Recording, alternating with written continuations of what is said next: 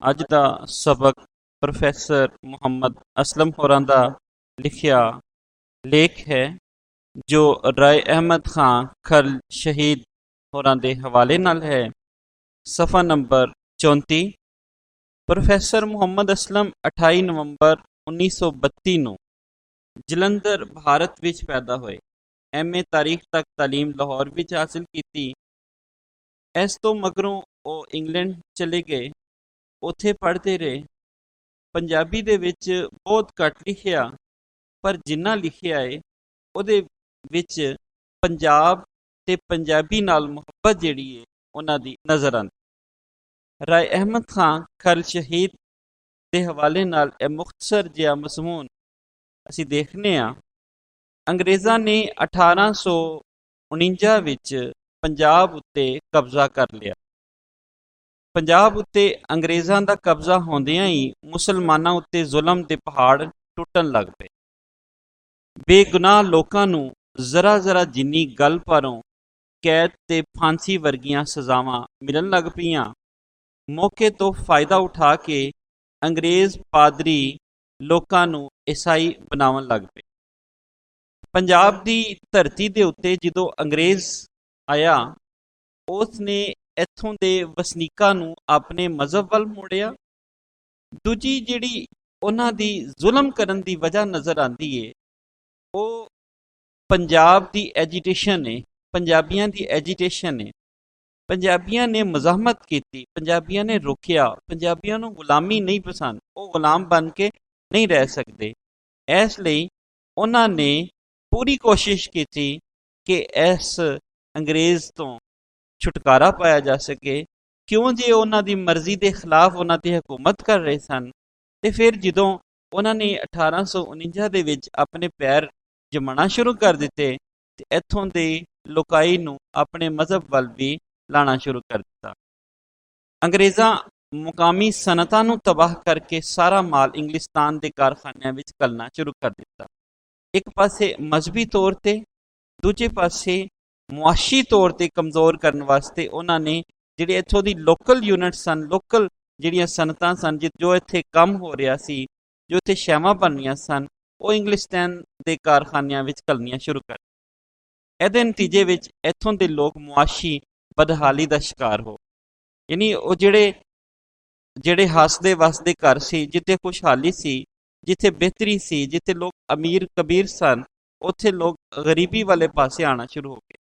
ਉਧਰ ਮੇਰਠ ਛਾਉਣੀ ਵਿੱਚ ਮੁਕਾਮੀ ਸਿਪਾਹੀਆਂ ਨੂੰ ਗਾਂ ਤੇ ਸੂਰ ਦੀ ਚਰਬੀ ਵਾਲੇ ਕਾਰਤੂਸ ਚਲਾਨ ਤੋਂ ਇਨਕਾਰੀ ਹੋਣ ਪਰੋਂ ਕੈਦ ਕਰ ਦਿੱਤਾ।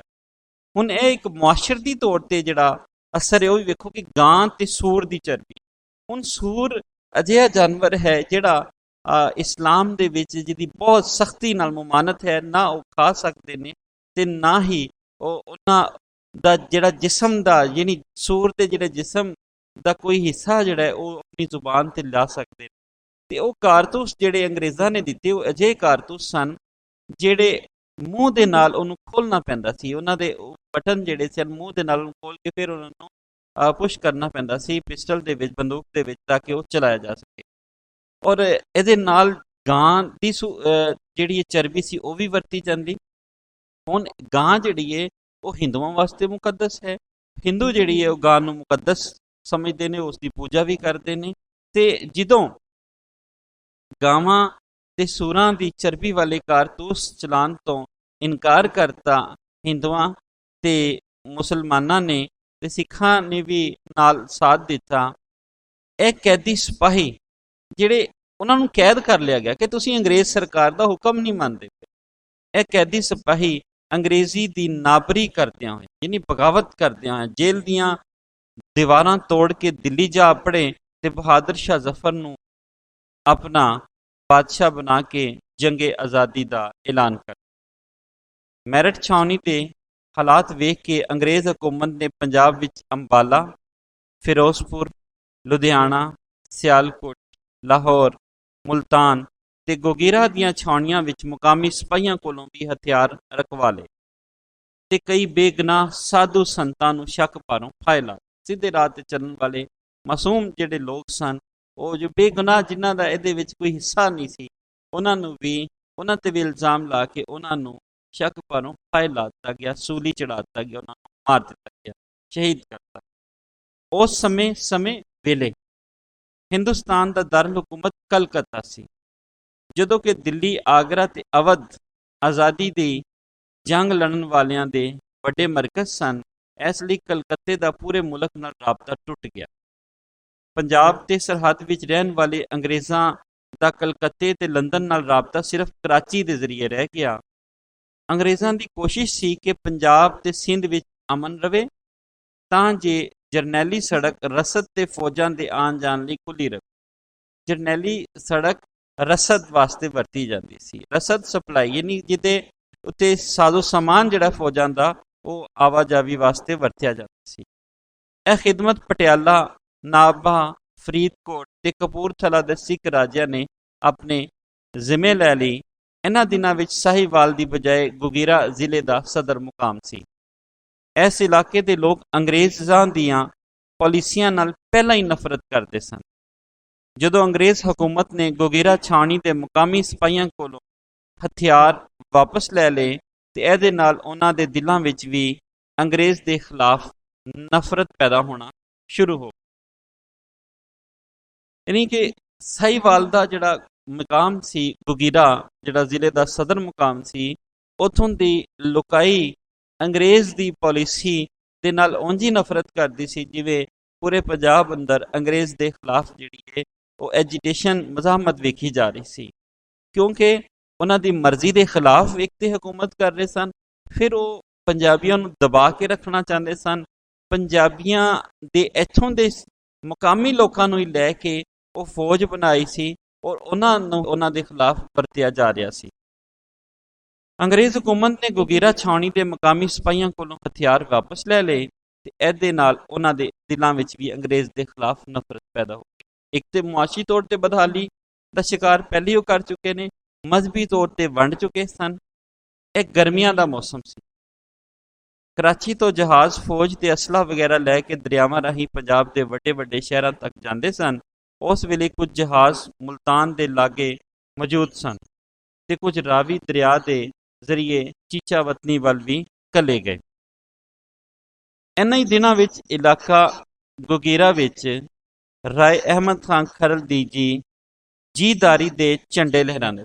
ਜੀਦਾਰੀ ਯਾਨੀ ਬਹਾਦਰੀ ਦੇ, ਯਾਨੀ ਕਿ ਉਹ ਬੜੇ ਬਹਾਦਰ ਤੇ ਜੀ ਵਾਲੇ ਬੰਦੇ ਸਨ ਜਿਹੜੇ ਜ਼ੁਲਮ ਨੂੰ ਬਰਦਾਸ਼ਤ ਨਹੀਂ ਕਰਦੇ ਸਨ ਔਰ ਮਜ਼ਲੂਮ ਦਾ ਸਾਥ ਦਿੰਦੇ, ਜ਼ਾਲਮ ਦੇ ਅੱਗੇ ਖਲੋ ਜਾਂਦੇ ਸਨ ਔਰ ਜ਼ਾਲਮ ਦਾ ਮੁਕਾਬਲਾ ਕਰਦੇ। ਉਹ ਜ਼ਿਲ੍ਹਾ ਗੁਗੀਰਾ ਦੇ ਇੱਕ ਪਿੰਡ ਝਾਮਰਾ ਦੇ ਵਸਨੀਕ ਸਨ। ਵਸਨੀਕ ਦਾ ਮਤਲਬ ਹੁੰਦਾ ਹੈ ਰਹਿਣ ਵਾਲੇ, ਬਸ਼ਿੰਦੇ, ਰਿਹਾਇਸ਼ੀ। ਉਹਨਾਂ ਨਿੱਕੀ ਉਮਰ ਵਿੱਚ ਹੀ ਤਲਵਾਰ ਤੇ ਨੇਜ਼ਾ ਚਲਾਉਣਾ ਸਿੱਖ ਲਿਆ। ਵਧੀਆ ਨਸਲ ਦੇ ਘੋੜੇ ਪਾਲਣਾ ਉਹਨਾਂ ਦਾ ਸ਼ੁਗਲ ਸੀ, ਉਹਨਾਂ ਦਾ ਮਸ਼ਗਲਾ ਸੀ, ਉਹਨਾਂ ਦੀ ਹੌਬੀ ਸੀ।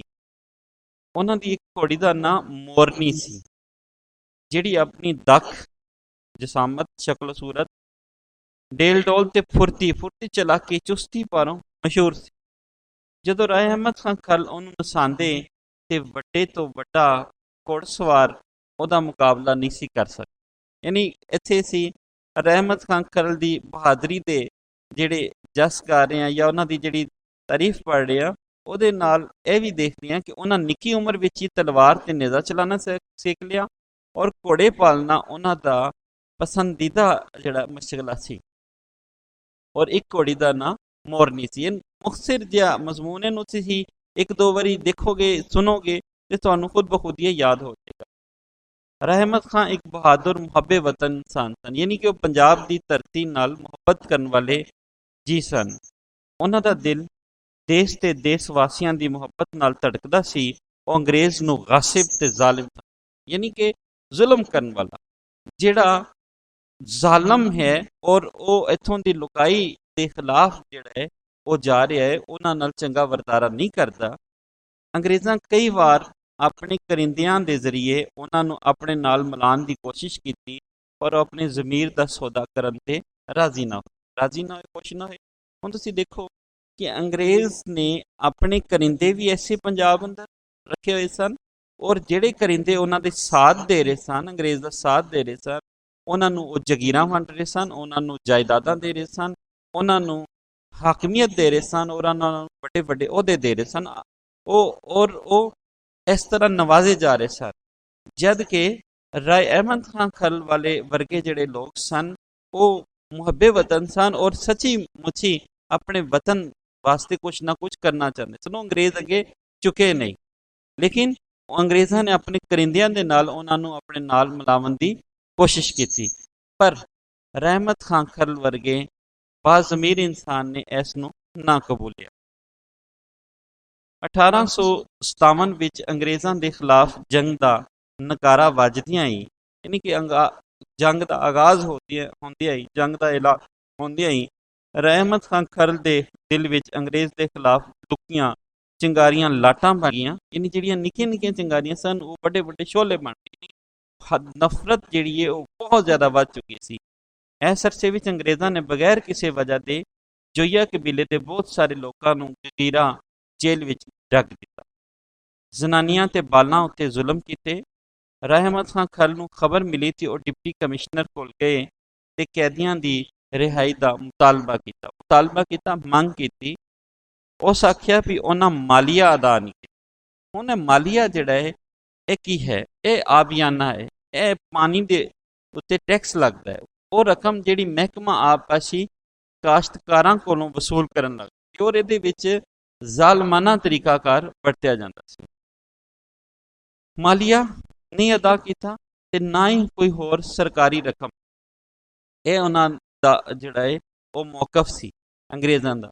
ਰਹਿਮਤ ਖਾਨ ਖਲ ਹੋਰਾਂ ਦੋ ਟੋਕ ਲਫ਼ਜ਼ਾਂ ਵਿੱਚ ਆਖਿਆ, ਯਾਨੀ ਵਾਜ਼ਿਆ ਉਹਨਾਂ ਨੂੰ ਜਵਾਬ ਦਿੱਤਾ ਕਿ ਉਹਨਾਂ ਦੇ ਜ਼ਿੰਮੇ ਕੋਈ ਮਾਲੀਆ ਨਹੀਂ, ਕਿ ਕੋਈ ਮਹਿਸੂਲ ਆਬਪਾਸ਼ੀ ਜਾਂ ਟੈਕਸ ਜਿਹੜਾ ਪਾਣੀ ਦੇ ਹਵਾਲੇ ਨਾਲ ਨਹੀਂ ਹੈ ਤੇ ਨਾ ਹੀ ਕੋਈ ਹੋਰ ਸਰਕਾਰੀ ਰਕਮ ਹੈ ਜਿਹੜੀ ਉਹਨਾਂ ਨੇ ਦੇਣੀ ਹੈ।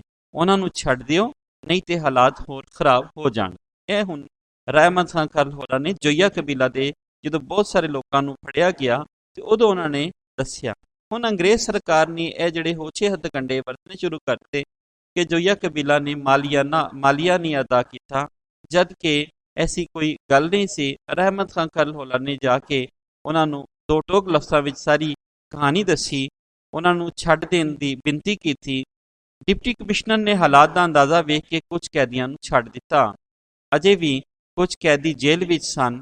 ਰਹਿਮਤ ਖਾਨ ਖਲ ਜਾਨ ਤਲੀ ਉੱਤੇ ਧਰ ਕੇ ਜੇਲ੍ਹ ਦੇ ਅੰਦਰ ਵੜ ਗਏ। ਕੈਦੀਆਂ ਨੂੰ ਖਾਣ ਪੀਣ ਦਾ ਸਮਾਨ ਦਿੱਤਾ ਤੇ ਨਾਲੇ ਉਹਨਾਂ ਨੂੰ ਮਸ਼ਵਰਾ ਦਿੱਤਾ ਵੀ ਉਹ ਮੌਕਾ ਮਿਲਦਿਆਂ ਜੇਲ੍ਹ ਤੋਂ ਬਾਹਰ ਨਿਕਲ ਆਉਣ ਦੀ ਕੋਸ਼ਿਸ਼ ਕਰਨ। 26 ਜੁਲਾਈ 1857 ਨੂੰ ਕੈਦੀਆਂ ਨੇ ਜੇਲ੍ਹ ਦੀ ਕੰਧ ਤੋੜ ਕੇ ਬਾਹਰ ਨਿਕਲਣ ਦੀ ਕੋਸ਼ਿਸ਼ ਕੀਤੀ ਤੇ ਜੇਲ੍ਹ ਦੇ ਮੁਹਾਫਜ਼ਾਂ ਨੇ ਉਹਨਾਂ ਉੱਤੇ ਗੋਲੀ ਚਲਾ ਦਿੱਤੀ। ਕੈਦੀ ਪਹਿਲਾਂ ਹੀ ਅਜਿਹੀ ਸੂਰਤ-ਏ-ਹਾਲ ਦਾ ਮੁਕਾਬਲਾ ਕਰਨ ਲਈ ਤਿਆਰ ਸਨ, ਇਸ ਲਈ ਉਹ ਵੀ ਮੁਹਾਫਜ਼ਾਂ ਉੱਤੇ ਟੁੱਟ ਪਏ। ਇਸ ਮੌਕੇ ਉੱਤੇ 51 ਬੰਦੇ ਮਰੇ ਜਾਂ ਜ਼ਖਮੀ। ਹੁਣ ਤੁਸੀਂ ਇਹ ਨੋਟ ਕਰੀ ਜਾਣਾ ਕਿ 26 ਜੁਲਾਈ 1857 ਨੂੰ ਔਰ 51 ਬੰਦੇ ਮਰੇ ਜਾਂ ਜ਼ਖਮੀ ਹੋਏ। ਅੰਗਰੇਜ਼ਾਂ ਇਸ ਵਾਕਿਏ ਦਾ ਜ਼ਿੰਮੇਦਾਰ ਅਹਿਮਦ ਖਾਨ ਖਲ ਨੂੰ ਕਰਾਰ ਦਿੱਤਾ ਤੇ ਉਹਨਾਂ ਨੂੰ ਗ੍ਰਿਫਤਾਰ ਕਰਨ ਦੇ ਬਹਾਨੇ ਲੁਕਾਈ ਉੱਤੇ ਜ਼ੁਲਮ ਤੋੜਨੇ ਸ਼ੁਰੂ ਕਰ ਦਿੱਤੇ। ਯਾਦ ਰੱਖੋ ਕਿ ਅੰਗਰੇਜ਼ਾਂ ਨੇ ਪਹਿਲੀ ਵਾਰੀ ਰਹਿਮਤ ਖਾਨ ਖਲ ਨੂੰ ਕਿਉਂ ਗ੍ਰਿਫਤਾਰ ਕਰਨਾ ਸ਼ੁਰੂ ਕੀਤਾ? ਸਵਾਲ ਆ ਸਕਦਾ ਇੱਥੇ। ਰਹਿਮਤ ਖਾਨ ਕੋਲੋਂ ਲੋਕਾਂ ਦੀ ਇਹ ਹਾਲਤ ਵੇਖੀ ਨਾ ਗਈ। ਉਹ ਆਪ ਹੀ ਡਿਪਟੀ ਕਮਿਸ਼ਨਰ ਦੇ ਸਾਹਮਣੇ ਪੇਸ਼ ਹੋ ਗਏ। ਇਸ ਤਰ੍ਹਾਂ ਉਹਨਾਂ ਨੂੰ ਜੇਲ੍ਹ ਭੇਜ ਦਿੱਤਾ ਗਿਆ। ਲੋਕੀ ਆਪਣੇ ਮਹਿਬੂਬ ਲੀਡਰ ਨੂੰ ਛਡਾਉਣ ਲਈ ਕਫਨ ਸਿਰ ਤੇ ਬੰਨ੍ਹ ਕੇ ਸੜਕਾਂ ਉੱਤੇ ਆ ਗਏ। ਲੋਕਾਂ ਦਾ ਜੋਸ਼ ਵੇਖ ਕੇ ਡਿਪਟੀ ਕਮਿਸ਼ਨਰ ਨੇ ਰਾਏ ਅਹਿਮਦ ਖਾਨ ਖਲ ਹੋਰਾਂ ਨੂੰ ਰਿਹਾ ਕਰ ਦਿੱਤਾ, ਕਿਉਂਕਿ ਲੁਕਾਈ ਉਹਨਾਂ ਦੇ ਨਾਲ ਸੀ ਔਰ ਉਹ ਲੁਕਾਈ ਦੇ ਵਾਸਤੇ ਹੀ ਆਪਣੀ ਜਾਨ ਜਿਹੜੀ ਹੈ ਉਹ ਤਲੀ ਤੇ ਰੱਖ ਕੇ ਗਏ ਸਨ ਔਰ ਲੁਕਾਈ ਨੇ ਹੀ ਉਹਨਾਂ ਨੂੰ ਛੁਡਵਾ ਲਿਆ, ਕਿਉਂਕਿ ਲੋਕਾਂ ਦਾ ਜੋਸ਼ ਜਿਹੜਾ ਹੈ ਉਹ ਰਾਏ ਅਹਿਮਦ ਖਾਨ ਖਲ ਦੇ ਨਾਲ ਸੀ। 16 ਸਤੰਬਰ 1857 ਨੂੰ ਰਾਏ ਅਹਿਮਦ ਖਾਨ ਹੋਰਾਂ ਗੋਗੀਰਾ ਤੇ ਝੰਗ ਦੇ ਜ਼ਿਲ੍ਹਿਆਂ ਵਿੱਚ ਆਬਾਦ ਖਰਲ, ਵੱਟੂ, ਕਾਠੀਏ, ਤਰਾਣੇ, ਹਰਲ, ਬਗੀਲੇ, ਫਤਿਆਣੇ, ਜੰਜਵੇ, ਨਵਿਲ, ਲੱਖ ਤੇ ਜੋਈਏ ਕਬੀਲੇ ਦੇ ਸਰਦਾਰਾਂ ਨੂੰ ਕਮਾਲੀਆ ਵਿੱਚ ਇਕੱਠਾ ਕਰ ਦਿੱਤਾ ਤੇ ਅੰਗਰੇਜ਼ਾਂ ਦੀ ਗੁਲਾਮੀ ਤੋਂ ਆਜ਼ਾਦ ਹੋਣ ਲਈ ਮਿਲ ਜੁਲ ਕੇ ਕੋਸ਼ਿਸ਼ ਕਰਨ ਦਾ ਸੁਝਾਅ ਦਿੱਤਾ, ਮਸ਼ਵਰਾ ਦਿੱਤਾ। ਸਾਰੇ ਸਰਦਾਰਾਂ ਰਾਏ ਅਹਿਮਦ ਖਾਨ ਨੂੰ ਆਪਣਾ ਸਰਦਾਰ ਮੰਨ ਕੇ ਅੰਗਰੇਜ਼ਾਂ ਦੇ ਖਿਲਾਫ ਜਹਾਦ ਦਾ ਐਲਾਨ ਕਰ ਦਿੱਤਾ। ਇੱਥੇ ਜਿਹੜੇ ਮੁਖਤਸਰ ਸਵਾਲ ਬਣ ਜਾਣਗੇ ਕਿ ਰਾਏ ਅਹਿਮਦ ਖਾਨ ਨੇ ਅੰਗਰੇਜ਼ਾਂ ਦੇ ਖਿਲਾਫ ਜਹਾਦ ਦਾ ਐਲਾਨ ਕਦੋਂ ਕੀਤਾ। ਫਿਰ 16 ਸਤੰਬਰ 1857 ਨੂੰ ਰਾਏ ਅਹਿਮਦ ਖਾਨ ਖਲ ਨੇ ਕਿਹੜੇ ਕਿਹੜੇ ਕਬੀਲੇ ਇਕੱਠੇ ਕੀਤੇ। ਉਹਨਾਂ ਕਬੀਲਿਆਂ ਦੇ ਕੋਈ 5 ਕਬੀਲਿਆਂ ਦੇ ਤੁਸੀਂ ਨਾਂ ਜਿਹੜੇ ਨੇ ਉਹ ਲਾਜ਼ਮੀ ਲਿਖਣੇ। ਔਰ ਫਿਰ ਰਾਏ ਅਹਿਮਦ ਖਾਨ ਖਲ ਹੋਰਾਂ ਨੇ ਕੀ ਸੁਝਾਅ ਦਿੱਤਾ ਸੀ, ਯਾਨੀ ਅੰਗਰੇਜ਼ਾਂ ਤੋਂ ਆਜ਼ਾਦੀ ਹਾਸਲ ਕਰਨ ਲਈ ਸਾਨੂੰ ਸਭ ਨੂੰ ਮਿਲ ਜੁਲ ਕੇ ਇਕੱਠੇ ਹੋ ਕੇ ਕੰਮ ਕਰਨ ਦਾ ਸੁਝਾਅ ਦਿੱਤਾ ਸੀ। ਅੰਗਰੇਜ਼ਾਂ ਦੇ ਇੱਕ ਮੁਖਬਰ ਸਰਫਰਾਜ਼ ਖਾਨ ਖਲ, ਅੰਡਰਲਾਈਨ ਕਰ ਲੈਣਾ ਇਹ ਲਫ਼ਜ਼, ਇਹ ਨਾਮ, ਕਿ ਰਾਏ ਅਹਿਮਦ ਖਾਨ ਖਲ ਦੀ ਮੁਖਬਰੀ ਕਰਨ ਵਾਲਾ ਜਿਹੜਾ ਬੰਦਾ ਸੀ ਉਹ ਕੌਣ ਸੀ, ਉਹਦਾ ਨਾਂ ਸੀ ਸਰਫਰਾਜ਼ ਖਾਨ ਖਲ। ਹੁਣ ਅਫਸੋਸ ਦੇ ਨਾਲ ਕਿਹਾ ਜਾ ਸਕਦਾ ਹੈ ਕਿ ਇਹੀ ਕਬੀਲੇ ਦਾ ਵੱਡਾ ਸਰਦਾਰ ਜਿਹੜਾ ਉਹ ਅੰਗਰੇਜ਼ਾਂ ਦੇ ਖਿਲਾਫ ਲੜ ਰਿਹਾ ਹੈ, ਔਰ ਉਸੇ ਕਬੀਲੇ ਦਾ ਇੱਕ ਮੁਖਬਰ ਜਿਹੜਾ ਉਹ ਸਰਫਰਾਜ਼ ਖਾਨ ਖਲ ਜਿਹੜਾ ਹੈ ਉਹ ਅੰਗਰੇਜ਼ਾਂ ਦਾ ਸਾਥ ਦੇ ਰਿਹਾ ਹੈ, ਔਰ ਉਸਨੇ ਆਪਣਾ ਜ਼ਮੀਰ ਜਿਹੜਾ ਹੈ ਉਹ ਵੇਚ ਦਿੱਤਾ। ਰਾਤੋਂ ਰਾਤ ਗੋਗੀਰਾ ਪੜਿਆ ਤੇ ਉਸਨੇ ਸਾਰਾ ਭੇਦ ਅੰਗਰੇਜ਼ ਕਪਤਾਨ ਅਲਫਿੰਸਟਨ ਨੂੰ ਦੱਸਿਆ।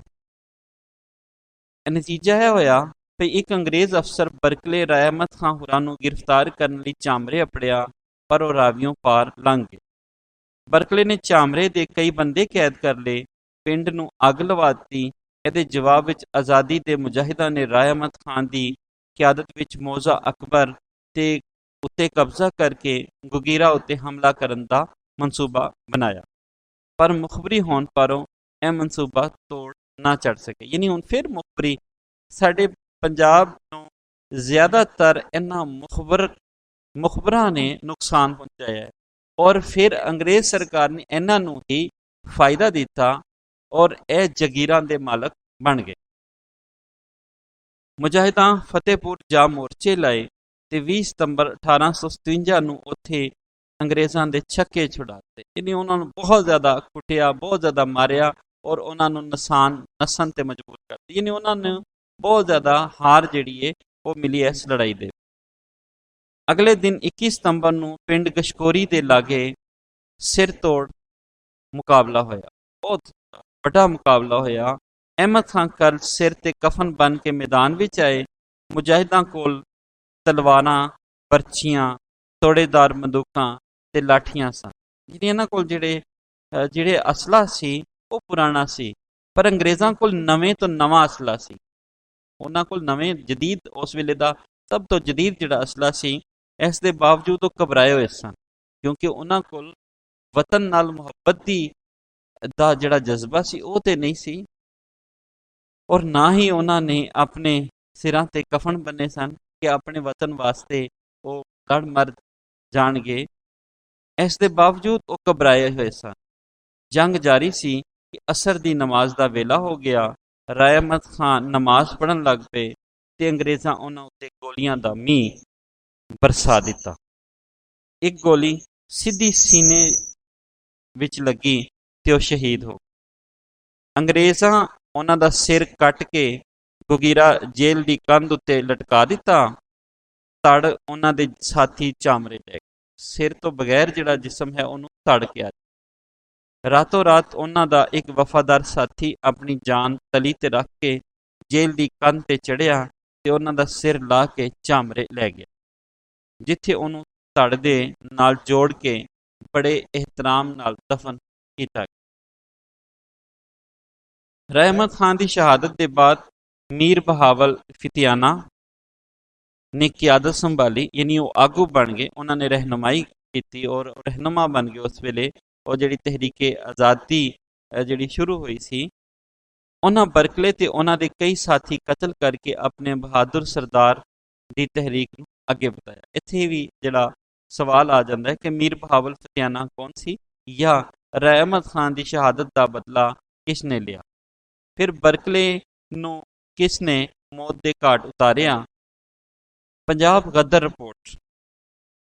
ਗਦਰ ਰਿਪੋਰਟ ਵਿੱਚ ਅੰਗਰੇਜ਼ਾਂ ਨੇ ਇਸ ਗੱਲ ਦਾ ਇਤਰਾਫ ਕੀਤਾ ਹੈ ਭਈ ਜੇ ਰਾਏ ਅਹਿਮਦ ਖਾਨ ਖਲ ਕਾਮਯਾਬ ਹੋ ਜਾਂਦੇ ਤੇ ਗੋਗੀਰਾ ਤੋਂ ਮੁਲਤਾਨ ਤੱਕ ਪੂਰਾ ਇਲਾਕਾ ਅੰਗਰੇਜ਼ਾਂ ਦੇ ਹੱਥੋਂ ਨਿਕਲ ਜਾਂਦਾ ਤੇ ਕਰਾਚੀ ਨਾਲ ਉਹਨਾਂ ਦਾ ਰਾਬਤਾ ਖਤਮ ਹੋ ਜਾਂਦਾ।